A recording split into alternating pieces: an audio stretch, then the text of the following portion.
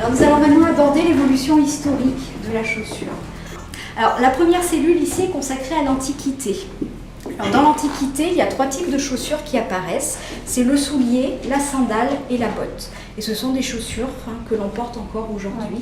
Vous allez le voir, comme on le dit, la mode est un éternel recommencement. On n'a rien inventé, on s'inspire très souvent de ce qui s'est fait dans le passé. Par exemple, ici, c'est une sandale qui est faite de fibres de papyrus. Elle vient de l'Égypte ancienne. Elle date à peu près de 2000 avant Jésus-Christ. C'est l'ancêtre de la tongue.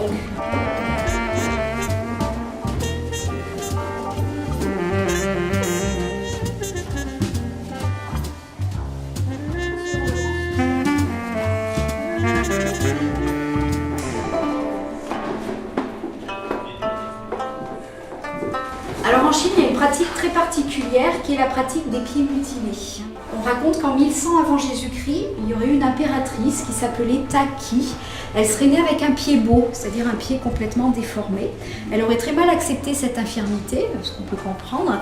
Par contre, ce qui est plus difficile à saisir, c'est qu'elle a demandé à son époux l'empereur de faire passer un décret pour que les pieds de toutes les petites filles soient mutilés pour arriver à peu près à la même déformation qu'elle avait.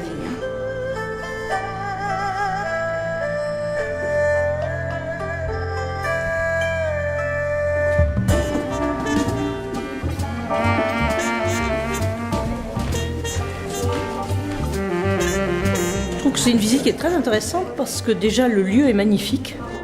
C'est un musée qui est bien représentatif de la chaussure française et puis surtout historique. Je n'imagine pas que les hommes préhistoriques avaient déjà pensé à couvrir leurs pieds. J'avais déjà visité le musée, mais j'ai trouvé aujourd'hui très intéressant et agréable de le faire avec une personne qui guide la visite parce qu'on a beaucoup d'explications. Je trouve ça parfait.